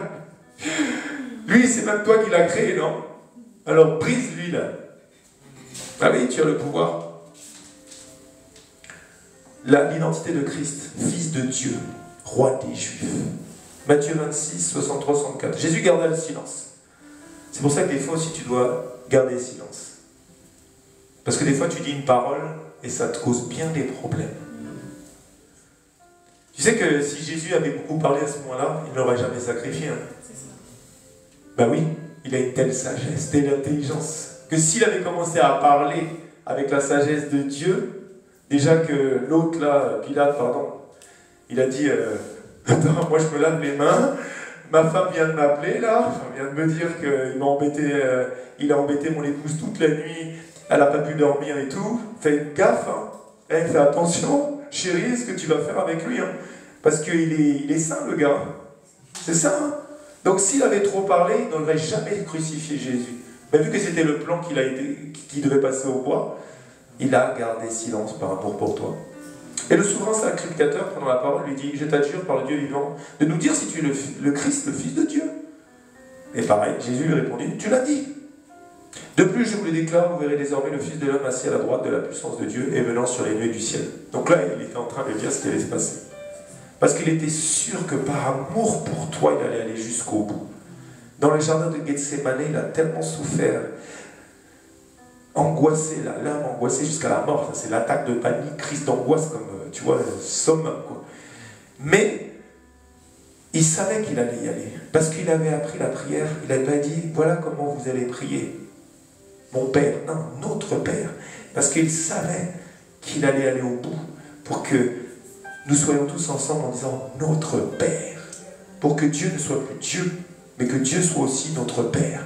Mais il fallait qu'il aille jusqu'à Golgotha. Il fallait qu'il meure, il fallait qu'il ressuscite au 3e jour. Il savait Jésus. Le seul miracle que vous aurez, comme Jonas est resté 3 jours dans le ventre du gros poisson, le Fils de l'homme aussi restera 3 jours dans le sang de la terre. Il sait, non, il est omnipotent, omniscient, omniprésent. On discutait avec une sœur, on se demandait, mais on en rigolait d'ailleurs, mais on dit, mais est-ce que si je fais ça, est-ce que Dieu le savait? On rigolait de ça. On ne sait pas jusqu'à où en fait. Est-ce que ça, il savait que j'allais faire ça là? Tu sais pas en fait. Il est tellement Dieu. Il a dit à Pierre, tu me renieras 3 fois, je te l'ai dit, avant que le coq ne chante. Mais est-ce que il sait que je vais faire ça? Je ne sais pas. Ça, il nous le dira. Je ne sais pas. Je n'ai pas la réponse. Je pense qu'il sait tout, mais c'est incroyable quand même, non? C'est la science infinie. C'est dingue. Donc Dieu est merveilleux. Et Matthieu 16, 16, 17 redonne l'identité de Christ. Simon-Pierre répondit, tu es le Christ, le Fils du Dieu vivant. Jésus, reprenant la parole, lui dit, c'est ce qu'on disait tout à l'heure, tu es heureux aussi, mon fils de Jonas, car ce ne sont pas la chair et le sang qui t'ont révélé cela, mais c'est mon Père qui est dans les cieux. C'est pour ça que quand Dieu vient dans ta vie, tu n'es plus dans une religion. Tu es dans la relation de la parole. Et tu sais que ça est vrai. Et si tu vas à l'église tous les dimanches, écouter des fois des mensonges qu'un homme utilisé par le diable te dit, tu n'es pas enfant de Dieu. Tu es encore aveuglé. Si tu es enfant de Dieu, tu es né de l'eau. Tu es né de la parole. Nous tous ici présents, si tu es né de nouveau, tu lis la Bible. Tu as besoin de la lire tous les jours. Parce que tu sens qu'il y a un problème si tu ne la lis pas. C'est pour ça que je vous dis encore, si tu ne la lis pas, appelle-moi. On va la lire ensemble. On va la méditer. Peut-être que tu t'es un peu éloigné. Et c'est un combat, ne t'inquiète pas. Peut-être que tu as eu du mal à venir aujourd'hui parce que ça faisait un moment que tu ne venais plus. Mais Dieu voit tes efforts. Et plus tu vas venir. Et puis tu me diras dans 6 mois, tu avais raison, hein, Julien. C'était dur ce jour-là. J'avais des résistances, c'était horrible. Mais j'ai persévéré. Et là, ça fait 6 mois, maintenant je lis la Bible. Je suis retourné dans les rails. Oui. Parce que Jésus a dit, j'ai persévéré, pardon, l'apôtre Paul a dit, j'ai persévéré le bon combat de la foi. La foi en Jésus, la foi en sa parole, la foi en l'écriture. Et tu dois lire la parole. Le diable fera tout dans ces derniers temps de la fin pour te distraire, pour que tu ne lises pas la parole. Et plus tu la lis, plus tu vas bien. Moins tu la lis, des fois le diable il est tellement rusé, tu as l'impression d'être heureux, mais tu te réveilles au bout de 3-4 mois et tu te dis non, là j'ai perdu du terrain. Là, le diable, il m'a volé de la parole là. Je me sens plus comme avant. C'est vrai ou pas? On l'a tous vécu. Et ça fait mal. Parce qu'après, il faut retourner. C'est un peu comme quelqu'un, pour te donner un exemple que tout le monde comprenne, tu fais du sport tous les jours. Tu as vu comment c'est dur pour faire des muscles? Tu dois aller 3 fois en salle, tu fais ça pendant 6 mois, 1 an, et tu dis, ah, c'est pas mal. Tu arrêtes le sport pendant 3 mois, tu as perdu tout ce que tu as fait pendant 1 an. C'est vrai ou pas? Tu te fais opérer. Il y a des gens qui ont été opérés ici de maladies assez... Tu perds du muscle et tout. Waouh! Pour retrouver ce que tu avais, ben c'est exactement pareil avec la parole de Dieu. C'est-à-dire que quand tu es reculé pour retourner dedans, putain, le diable il est rusé avec ses TikTok, ses distractions, ses Netflix et tout là. Maintenant je morphe quoi. Mais c'est vrai, on le vit tous. Parce qu'on doit lire la parole de Dieu. Puisqu'il est dans sa parole. Il a dit, celui en qui mes paroles demeurent, je demeure en lui. Si tu veux demeurer en Jésus, tu dois, et vous le savez que vous le savez, que les moments où tu passais beaucoup de temps avec Dieu dans la parole, dans la prière, tu te sentais requinqué, tu te sentais fort. Et dès que tu as commencé à reculer, tu t'es cru heureux dans le monde. Mais derrière, tu ne sais même plus comment retourner à Jésus. Moi, j'ai des frères et des sœurs qui m'appellent et me disent, prie pour moi. Je ne sais plus. J'ai perdu le zèle, j'arrive plus à lire la Bible, je suis complètement paumé. Mais oui, mais je t'avais dit, je ne te juge pas, mais bien sûr, viens, on va lire la Bible, viens à l'église, viens. Mais je t'avais dit, fais gaffe, parce que le diable, il t'a comme ça, le diable, il fait tout pour que tu ne lises pas la Bible, te dire, ah, ils ont l'air bien dans le monde, hein. Ah, ils sont bien, viens, on va même aller, peut-être s'asseoir, mais on va y aller avec la Bible, on va lire la parole. Ton pain quotidien, ton pain de vie. Pourquoi chaque jour, ils se réunissaient autant? Chaque jour, 7 jours sur 7. Parce qu'ils savaient qu'ils avaient besoin de fractionner le pain de vie. Parce que sinon tu maigris spirituellement. Et le rôle du diable, c'est que tu ne pries pas, c'est que tu ne médites pas la parole. Soumettez-vous à Dieu, c'est médite ma parole jour et nuit, priez sans cesse. Ça c'est faire la volonté de Dieu. Dès que tu fais la volonté de Satan, ben, tu vois qu'au bout d'un moment tu pensais que tu étais heureux dans le monde, mais en fait tu vois que le monde n'a rien à t'amener. Et tu vois que tu as perdu du terrain, et tu ne sais même pas comment retourner en arrière, et tu pleures dans ton coin parce que tu n'es pas heureux, tu n'es pas heureuse. Tu te dis, Seigneur, s'il avait su. Il te dit, t'inquiète, je te relève, mais que ça te serve de leçon. Quand je vais te remettre bien là, ne retourne plus jamais dans le monde. Sois assidu comme ils étaient au temple chaque jour. Pourquoi on fait des prières? Pourquoi on est joignable tout le temps? Parce que, pourquoi on est une famille? Parce que tu dois savoir aussi que tu dois... Il vaut mieux que tu appelles ton frère, ta soeur, en disant « Oui, t'as pas une heure là, on peut lire la Bible, j'ai besoin. » Mais le diable, il va ici. Le diable est venu pour égorger, détruire ton identité. Égorger ton identité, tuer ton identité. C'est son boulot en fait. Donc toi, lis beaucoup la parole. Si tu n'y arrives pas, appelle-moi. On va le lire ensemble. Donc je continue, parce que l'heure avance. Donc connaître ton identité, c'est primordial. C'est vrai, non? Moi, je sais que je suis enfant de Dieu, je sais que Dieu m'a visité, je sais que l'Esprit de Dieu vit en moi, et je sais que nul ne tiendra devant moi tant que je vivrai. Le diable peut faire ce qu'il veut, c'est un menteur, il a déjà tout essayé, que ce soit dans cette église, que ce soit dans mon couple, que ce soit dans la vie de mes enfants, il a tout essayé. Il a tué un de nos enfants, Dieu l'a ressuscité. Il a mis la trisomie dans notre bébé, Dieu a changé son chromosome. Il a tout fait, il a attaqué partout pour que je divorce avec ma femme, on s'aime comme jamais. Le diable, il est vaincu. Amen. Au nom de Jésus. Ah oui. Donc la vérité de ton identité, ben tu l'as là. C'est ce que la parole de Dieu te dit que tu es. C'est pour ça que tu dois la lire. Sur ta carte d'identité, il y a marqué quoi, non? Ta date de naissance, il y a les yeux, je crois, couleur des yeux, et taille. Mais si tu ne connais pas ton identité céleste, spirituelle, mais c'est compliqué. C'est pour ça que tu dois la méditer, méditer et méditer et méditer et méditer. Et surtout dans ces temps de la fin, où le diable commence à tout faire, tout est cher, tu n'as plus le temps, tu dois courir. Il y a des enfants de Dieu, maintenant ils font 3 boulots. Je fais, ouais, mais Julien, j'ai plus le temps, moi. Je ne peux pas lire la Bible. J'ai mes enfants à nourrir, j'ai ça, et je les comprends. Mais, et la sagesse laisse. Regarde, tu connais, tu prêchais ça il n'y a pas longtemps. Chercher les choses du haut des cieux. Tout le reste te sera donné, t'inquiète pas.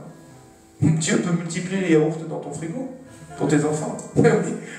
Il est capable, non? D'ailleurs, j'ai beaucoup de frigo, j'ai beaucoup de yaourts en ce moment. Je me demande s'il n'y a pas un truc bizarre. Bref. Jésus. Donc, quand un problème arrive, rappelle au problème qui tu es en fait. Quand le problème vient te dire, attends,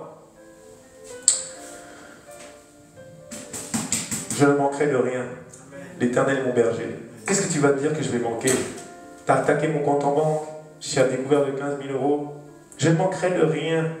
C'est juste un temps, il est en train de tester ma foi. C'est ça, non? Vous n'avez pas remarqué que le diable attaque beaucoup les finances en ce moment? Nous tous ici présents, on est tous très attaqués sur les finances. Ah oui, nous tous. C'est normal, puisque la parole de Dieu dit que ce que tu as, le frère et la sœur, dans le monde entier, on est attaqué de la même manière. Donc là, en ce moment, il attaque les finances pour qu'on s'inquiète en disant, je pense que je vais faire un deuxième boulot. Je vais travailler la nuit maintenant. Le Seigneur dit, non, prie, ne fais pas ce travail, s'il te plaît. Tu dois avoir la sagesse, l'intelligence, la maîtrise de soi, du spirituel et du naturel aussi. C'est très important. Donc quand un problème arrive, tu lui dis, hey, moi je suis enfant de Dieu. Problème, reviens d'où tu viens. Au nom de Jésus, va dans tes lieux arides. Vous êtes fils, vous êtes fille de Dieu, et vous avez la gloire de Dieu. Le sang de Jésus coule dans vos veines, dans vos vaisseaux sanguins. Tu changes de carte d'identité céleste le jour où le Seigneur touche ta vie. C'est pour ça qu'il est dit, toutes choses anciennes sont passées. C'est bizarre quand même, tu peux avoir 20 ans, 30 ans, 40 ans, 60 ans, quand Jésus te touche, tu changes d'identité. Là, il a touché quelqu'un de 106 ans. Je ne sais pas si tu as vu, 106 ans. Eh papy, 106 ans. Et il a été baptisé d'eau. Et il est devenu une nouvelle créature. Pourtant, pendant 106 ans, il était une créature de Dieu, mais un instrument que Satan utilisait. Et Dieu lui ouvre les yeux. Et il devient enfant de Dieu, il devient une nouvelle créature, il a changé d'identité. Ça veut dire que son nom n'est plus inscrit. On ne parle pas du livre de la mort dans la parole, mais quelque part, il y a le livre de la vie. Quelque part, j'ai envie de dire, ben, il y a aussi ton nom qui est inscrit dans la mort éternelle, si tu n'es pas inscrit dans le livre de la vie. Hein. Donc, ton identité a changé. Et le dit, 2 Corinthiens 5,17, si quelqu'un est en Christ, il est une nouvelle créature. Les choses anciennes sont passées, voici, toutes choses sont devenues nouvelles. Et toi tu dis, mais c'est bizarre, je bois encore, je me masturbe, j'ai encore tout ça, c'est quoi ces problèmes? Mais où sont ces choses nouvelles? Mais c'est le processus. Dieu est en train de te former. Je ne sais pas si tu as déjà vu dans une maison de poterie. Moi, j'étais allé une fois à Venise, ils faisaient des vases là avec du verre. Mais c'est pas comme ça. Hein. Le gars, il faut qu'il travaille le verre, il faut qu'il chauffe, tout ça. Ben toi, c'est pareil. Hein. Il te passe un peu au feu, tout ça. Il te triture, allez hop. Parce que là, je vais enlever un peu, là. Il te bosse, le créateur. Mais chaque jour, c'est un processus. C'est pour ça que ne sois pas pressé. Des fois, il y a des gens qui viennent vers nous, beaucoup, ils appellent un pasteur, ils disent « Bon, et moi, ma délivrance, c'est pour quand ?» Mais je ne sais pas, c'est Dieu qui sait, non? Le pasteur ne peut pas te dire. Moi, je peux prier, hein, il y a des démons qui se manifestent, mais la délivrance profonde, le seul qui la connaît, c'est qui? C'est Jésus, le biologiste, le chirurgien, le médecin par excellence. Personne ne pourra te donner cette réponse. C'est que Jésus qui sait ce qu'il fait. Donc, quand tu deviens enfant de Dieu, tu as de nouveaux droits. Ah oui, tu as la paix. Tu as la santé. Même si tu ne l'as pas tout de suite, il a dit, je vous laisserai la paix. Je vous donnerai la paix éternelle. Je ne vous donne pas comme le monde s'est donné. Mais il faut grandir. Parce qu'un enfant, tant que tu es enfant, tu ne diffères pas d'un esclave. C'est pour ça que tu es encore esclave du péché. Parce que tu es encore enfant dans la foi. Tu es encore enfant. Et Dieu veut faire de cette église des hommes forts, des femmes fortes, des Josué. Voilà ce qu'il nous a dit. C'est pour ça que accroche-toi à Dieu et accroche-toi à ce qu'il fait dans ta vie. Galates 4, 1, 2. Or, aussi longtemps que l'héritier, donc rappelez-vous, nous sommes héritiers en Christ, enfin héritiers du royaume de Dieu, co-héritiers en Christ, mais regardez ce qui était dit. Or, aussi longtemps que l'héritier est enfant, je dis qu'il ne diffère en rien d'un esclave, quoi qu'il soit le maître de tout. Ça veut dire quoi? La profondeur de ce verset. Tu es maître de tout. Puisque Jésus est le maître de tout. Puisque Jésus a tout l'or et l'argent. Jésus vit en toi. Mais tu es encore esclave de la masturbation, de la colère, de la haine, de l'orgueil, de la jalousie. Il y a encore quelque chose en toi. Tu es esclave de ce caractère qui te fait que tu ne te sens pas bien dans ta peau. Parce que tu es encore enfant. Et tu dois devenir adulte. Et comment tu deviens adulte? Comment le bébé il a grandi? Il a mangé, non? Il a mangé des biberons, des petits pots. Ah oui, moi je vois ma fille Élise, elle grandit, mais si elle ne mange plus, elle va arrêter de grandir. Ben toi, si tu veux grandir, tu dois manger la parole de Dieu. Et tu dois, c'est très important. Regarde, mais il est sous des tuteurs et des administrateurs jusqu'au temps marqué par le Père. Ça veut dire qu'aujourd'hui, il y a des tuteurs, des administrateurs qui continuent à embêter ta vie. Peut-être un envoûtement, une possession, un manque de confiance en toi, une timidité. C'est bizarre, le Seigneur te dit que tu n'as pas un esprit de timidité. Et pourquoi tu es timide? Si demain je te dis, bon, moi je t'invite à aller prêcher au Stade de France, qu'est-ce que tu ressens quoi? Tu sens que tu vas pouvoir parler devant 80 000 personnes là? Mais s'il y a un truc, si, j'ai mal au ventre tout d'un coup. Qu'est-ce qu'il raconte l'évangile Julien? Mais ça veut dire qu'il y a encore un tuteur, un administrateur de la timidité qui est en toi. Et jusqu'au temps marqué par le Père. Parce que s'il te l'enlève, orgueil 100%. Donc il sait ce qu'il est en train de faire dans nos vies. Et il faut qu'il le fasse au bon moment. Et lui, il le sait. Parce qu'il est Dieu. C'est lui qui t'a créé. Il connaît chaque cellule de ton corps. Il connaît chaque pensée. Toi, tu es là, tu dis, tiens, je pense que la dame, là, ma soeur, tu pensais quelque chose. Toi, mais le Seigneur, il connaît toutes tes pensées. Il entend tout. Des fois, je me suis dit, mais il doit avoir mal au crâne. Parce que rien qu'avec mes pensées, des fois, moi, j'ai mal à ma tête. Mais lui, il entend les pensées du monde entier. Tout le temps. Mais comment il fait? Tu es Dieu, pardon. Si tu cherches à connaître Dieu, à comprendre Dieu, il n'est plus Dieu. Et toi, tu vas disjoncter. C'est impossible de comprendre Dieu. Ah, Jésus.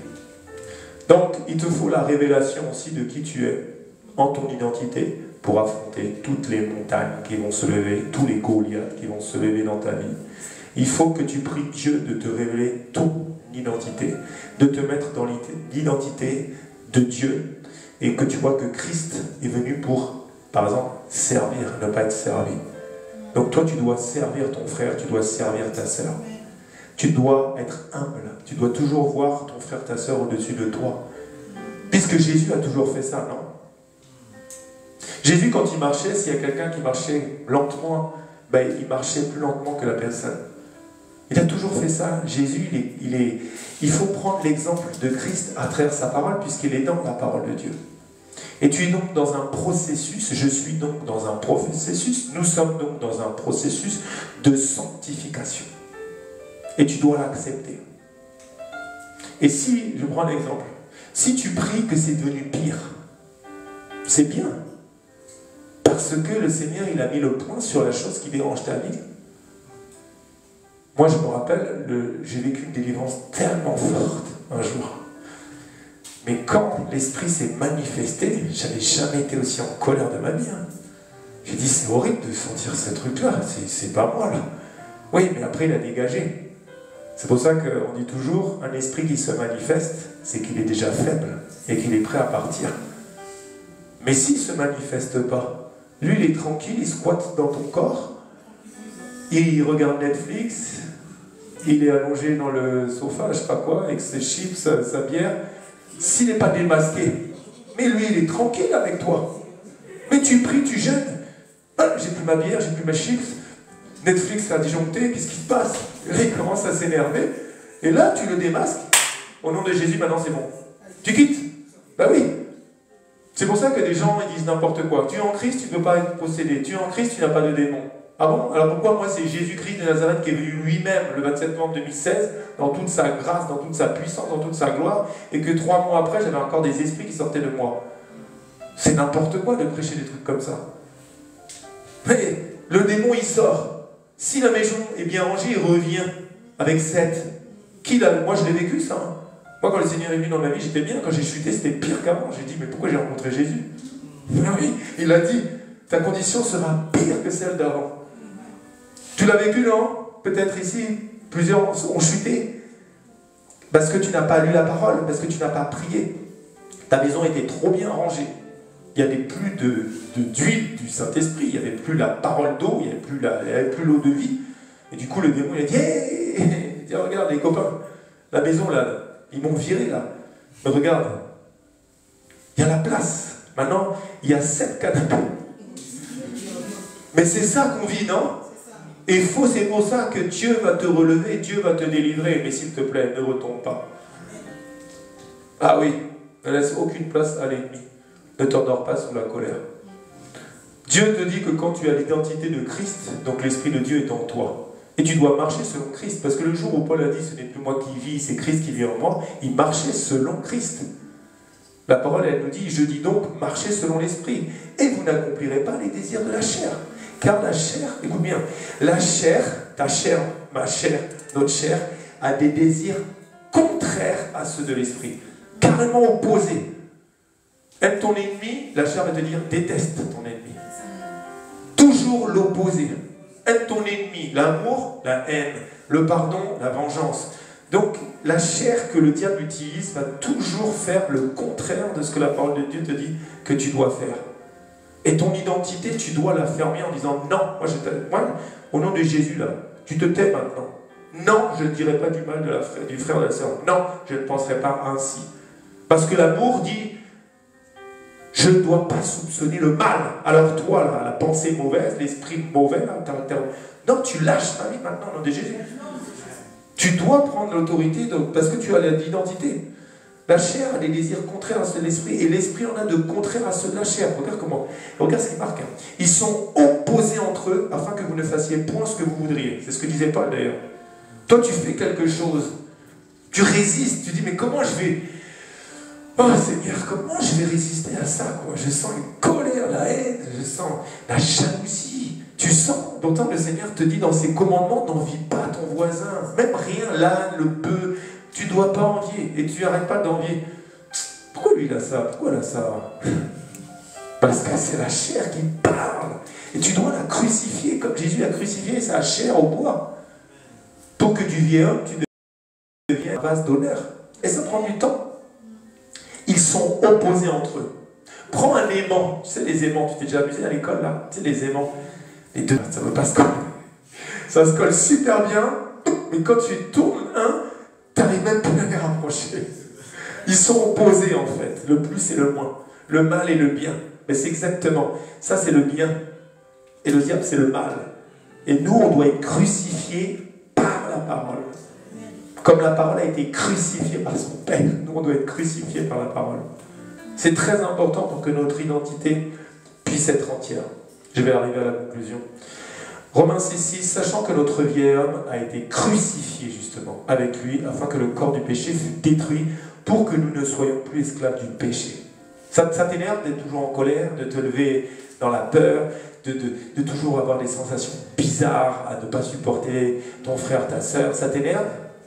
Eh bien, pour que tu ne sois plus esclave de ça, je te dis, sois crucifié. Soyons crucifiés au nom de Jésus, avec lui, afin que nos corps du péché soient détruits. Parce que tant que tu es esclave de choses que tu vois qui ne sont pas bien, il y a un péché qui demeure en toi. Le diable utilise une porte. Toi, tu es là, au nom de Jésus, esprit de mari de nuit, sors! Mais si la porte, elle est là, lui, il va faire, hop, et là, mais c'est clair. Tant que la porte, elle est là, elle est ouverte, lui, il s'amuse, hein. C'est pour ça qu'il a dit, je suis celui qui ferme les portes que personne ne peut ouvrir. Mais c'est ça, puisqu'il est dans la parole. C'est en mettant en pratique ça que tu fermes toutes les portes dans ta vie. Aime tes ennemis, prie, sois patient, l'amour ne soupçonne point le mal. Il y a une porte que le diable utilise dans nos vies. Il faut que toutes ces portes soient fermées pour qu'on ait notre identité. Tu te fais insulter. Ne dis pas je le suis. Mais ça ne doit pas te toucher. Puisque ce n'est pas contre la chair et le sang. Tu vois qu'il y a un esprit qui a utilisé la bouche de cette personne pour t'attaquer. Seigneur, tu pardonnes automatiquement. Vous savez, quand vous avez l'identité de Jésus, vous êtes dans une paix tellement surnaturelle. Moi, j'ai eu cette grâce quand Jésus est venu dans ma vie. Tu pouvais tout me faire. Même si tu me frappais. J'étais content. Hein. J'aurais entendu l'autre jour. Je prenais la parole à 100%.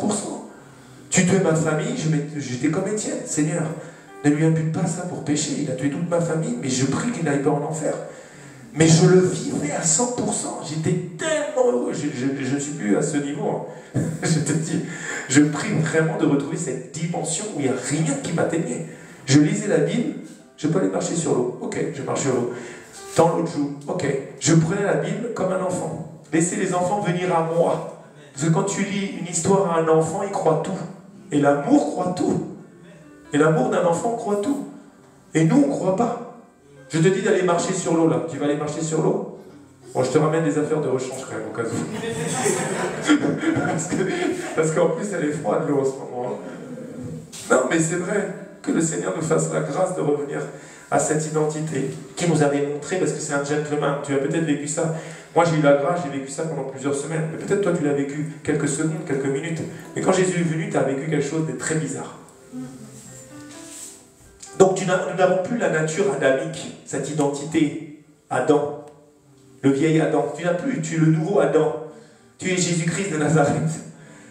La chair devient ton ennemi en tant que chrétien. Tu as deux ennemis, les pensées, tout ce que le diable va te dire de faire, et tu ne dois pas que les pensées manipulent ta chair. C'est ça que tu dois te battre, pour que tu restes dans l'identité de Jésus. Nous sommes chrétiens, nous sommes des petits Christ alors. C'est pour ça que moi, quand les gens me disent « Vous êtes chrétien ?» je dis « Non, je suis disciple de Jésus. » Parce que le mot chrétien ne veut rien dire aujourd'hui. Moi, je suis chrétien orthodoxe. Et toi? Moi, je suis chrétien catholique. Et toi? Moi, je suis chrétien pentecôtiste. Ok. Je prie pour toi que le Seigneur se révèle à toi. Que tu puisses dire « Je suis disciple de Jésus. » Que je suis un petit Jésus-Christ de Nazareth sur la terre. Parce que Jésus n'est pas religieux. Les chefs religieux ne cessaient de combattre Jésus. Donc si les religieux te combattent, c'est normal puisque Jésus vit en toi. Et les chefs religieux qui enseignent les religieux, en fait, ils te combattent. Ils ne supportent pas la vérité qu'il a mis en toi. Donc je conclus. Donc se demander qui tu es, qui je suis, qui nous sommes, c'est très important. Et quelle identité on a pris aussi dans nos vies par nos actions. Qui nous sommes? Comment nous marchons aujourd'hui? Est-ce qu'on marche par l'identité de Jésus? Est-ce qu'on marche encore selon la chair? On dit qui se ressemble s'assemble aussi, ça c'est important. Tu dois marcher aussi avec des gens qui sont dans l'identité de Jésus. Parce que sinon tu vas tomber. Le monde va te ramener par ces gens. Tu ne dois pas les juger, tu dois prier qu'ils deviennent comme toi, quelque part. En tout cas qu'ils soient visités par Jésus. Parce que qui se ressemble s'assemble. Donc tu dois te rassembler dans une assemblée où il y a Jésus. Où l'Esprit de Dieu est là. Si tu as l'Esprit de Dieu, tu dois être avec des gens qui ont l'Esprit de Dieu. La parole de Dieu nous le dit, non? Comment deux hommes peuvent-ils marcher s'ils n'ont pas le même esprit? Toi, tu veux aller évangéliser, tu veux gagner les âmes, tu veux guérir les malades, tu veux chasser les démons. Si tu te mets avec quelqu'un qui a un autre esprit, on va boire des nuits, on va boire du whisky, on va boire du coca. Non, il y a un problème, quoi. Comment tu veux marcher? Mieux vaut marcher seul avec Jésus à ce moment-là. Tu ne peux pas. Regarde, la fille, elle est super, là, tout, regarde. Arrête, regarde-moi, Satan. Ah non, si déjà je regarde cette fille, déjà j'ai commis un adultère. Et la parole me dit, les adultères n'hériteront pas du royaume des cieux. Moi, je ne veux pas aller en enfer. Moi, je préfère rester tout seul avec Jésus. Arrête de me tenter, Satan. Ah oui, Satan va utiliser des gens autour de toi. C'est toujours comme ça. Donc, tu changes de famille spirituellement. Quand Jésus vient, tu changes d'identité. Et donc, ta famille, Dieu va te mettre une nouvelle famille. Dieu n'est pas bête. Tu ne vas pas me dire que Jésus est venu dans ta vie et qu'il ne t'a pas amené un frère ou une sœur en Christ. C'est impossible. Là, lui, je le laisse tout seul au milieu des sorciers, des marabouts, des francs-maçons, des athées, des... Non, c'est impossible. Comment tu veux tenir? Moi, le Seigneur, le jour où il est venu dans ma vie, seul disciple de Jésus, j'étais au milieu d'une fête. Personne ne connaissait Jésus. Et mon chef de cuisine, regarde comment Dieu est fort. Non, parce que ça me revient maintenant. Et mon chef de cuisine me dit, ah, vous vivez des choses bizarres, parce que je vivais des délivrances, des vomissements étranges avec des cris et tout. J'imagine. Et il me dit, contactez ma mère, elle fait des choses bizarres. Moi, j'appelle donc la maman de mon chef de cuisine, et elle était dans une église sud-américaine évangélique. Gloire à Dieu. J'ai appelé, j'ai dit oui. Elle dit, attendez, on vous rappelle dans 2 heures. J'ai raccroché. J'avais jamais eu la dame au téléphone. Je commence à avoir des crises. Je me mets à 4 pattes comme ça. Je commence à avoir des vomissements, des trucs horribles. Elle me rappelle, elle me dit alors, qu'est-ce qui s'est passé? Je dis, ben, c'était horrible pendant 2 heures. Elle dit, ben, on a prié pour vous. Il y a un pasteur qui vient vous voir. Ça veut dire que Dieu ne t'abandonnera jamais. Il utilisera toujours un serviteur ou une servante pour t'envoyer un petit message au moment où il faut, pour que tu ne sois pas seul. Tu n'es jamais seul, tu es avec le Saint-Esprit. Mais c'est impossible que Dieu ne t'a pas envoyé quelqu'un, ou en tout cas, tu vois, moi le Seigneur des fois me met souvent à cœur d'envoyer un message à un frère ou une sœur. Allez bien. Ça veut dire que Dieu t'appelle à travers un frère ou une sœur. Toujours. Donc tu dois comprendre qui est Christ pour connaître son identité, et tu dois être ancré dans sa parole. Donc encore une dernière fois, si tu n'arrives plus à lire la parole, appelle-moi, on va la lire ensemble. Car il est la parole et il est dans sa parole. L'identité de Jésus, son caractère, ses traits, c'est la mise en pratique de la parole de Dieu. Et plus tu vas la lire, plus tu vas la méditer, plus tu deviendras Jésus. C'est automatique, je le vis chaque jour. Le jour où je ne lis pas la parole, je me sens attristé, je ne me sens pas bien. Je lis 1 heure la parole, je me sens bien. Je lis 4 heures la parole.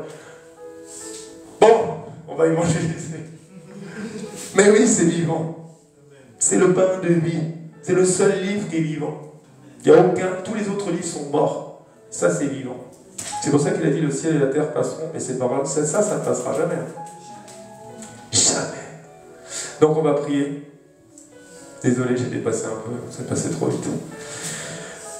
Père éternel, je prie, Seigneur, on veut manifester ton identité, ta nature. On veut manifester ton caractère ici sur la terre. Ici à Paris, ici en France, et dans tous les lieux que tu nous amèneras, Seigneur. Nous te prions, nous te supplions que tu déverses ton amour divin en nous, dans nos corps, nos âmes, nos esprits. Que nous fassions des miracles en ton nom, Seigneur, pour ta gloire, Seigneur. Au nom de Jésus, je veux manifester ton identité, comme toi tu l'as manifesté quand tu es venu fouler cette terre pendant environ 3 ans et demi. Nous voulons vivement, oui, nous voulons vivre pleinement cette identité en toi, Jésus, telle que toi tu l'as manifestée, Seigneur. Remplis-nous maintenant. Remplis-nous. Aide-nous, Jésus, à rentrer dans notre héritage en toi. Et que ta gloire puisse se glorifier à travers nous pour que ton saint nom soit toujours élevé au-dessus de tous les noms, Seigneur. Nous voulons être de bons ambassadeurs de Christ ici sur la terre. Et nous voulons représenter le royaume de Dieu. Nous voulons être la lumière du monde, le sel de la terre, Seigneur. Tu n'es pas un homme pour mentir, Seigneur. Seigneur, mets-nous mal à l'aise quand nous ne méditons pas la parole. Mets-nous mal à l'aise quand nous ne prions pas assez, Seigneur. Seigneur, Seigneur Jésus, fais-nous prendre conscience de qui nous sommes. Notre identité en toi, Jésus. Que nous soyons tes ambassadeurs jusqu'à ton retour. Comme l'apôtre Paul, comme ton serviteur a dit, que cela ne soit plus nous qui vivions. Crucifie-nous, Seigneur, pour que nous vivions chaque instant en toi. Et que nous puissions dire, ce n'est plus nous qui vivons, c'est toi qui vis à travers nous, Seigneur. Fais-nous cette immense, cette infinie grâce de continuer à nous transformer.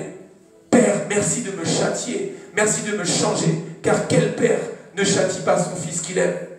Seigneur, je veux refléter ton identité. Je veux être dans l'amour, dans le pardon. Je ne veux plus de ce caractère. Je ne veux plus du caractère d'Adam. Je veux le caractère de Jésus. Père, transforme-nous un peu plus chaque jour. Laisse-nous nous abandonner à toi dans la maison du bon potier. Que tu fasses de nous les vases d'honneur que tu veux que nous soyons. Continue à nous transformer, Seigneur. Nous te faisons confiance. Nous nous abandonnons à toi. Oh Jésus, nous savons que tu es le seul, tu es l'unique qui peut faire de nous un diamant taillé. Oui, Seigneur, nous voulons te refléter. Nous voulons que quand les gens nous regardent dans la rue, ils ne nous voient plus nous, mais qu'ils te voient, toi, Jésus, à travers nous, par nos comportements, par nos agissements, par notre parole. Seigneur, change nos pensées. Seigneur, j'ai la volonté, mais je n'ai pas la capacité. J'ai tellement de mauvaises pensées qui viennent. Seigneur, tu as dit, soyez renouvelés par la parole de Dieu. Parce que ce qu'on lit, c'est ce qu'on devient. Alors, Seigneur, fais-nous lire ta parole. Transforme nos raisonnements, qu'on soit renouvelés et toujours renouvelés par la parole de Dieu, Seigneur. Jésus, Seigneur, je te rends grâce. Parce que je sais que la prière du juste est efficace. Nous sommes justifiés parce que nous avons accepté Jésus comme notre Seigneur. Et continue, Seigneur, qu'on garde ton identité jusqu'à ton retour. Au nom de Jésus. Amen.